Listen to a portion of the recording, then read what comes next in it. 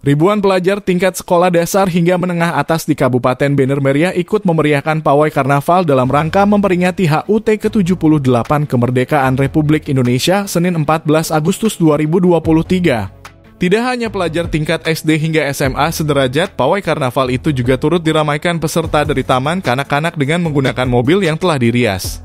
Pantauan habaaceh.id, para peserta mengenakan beragam busana. Tidak hanya pakaian adat, para peserta juga memakai pakaian profesi seperti seragam TNI, Polri, dokter, PNS, guru, dan juga pakaian kreasi yang terbuat dari koran bekas serta dedaunan.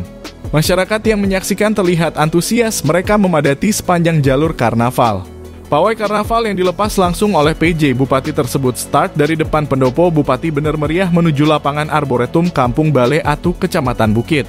Kepala Dinas Pendidikan Kabupaten Bener Meriah, Ruh Akbar, mengatakan peserta yang mengikuti pawai lebih dari 100 sekolah, mulai dari tingkat TK hingga SMA sederajat.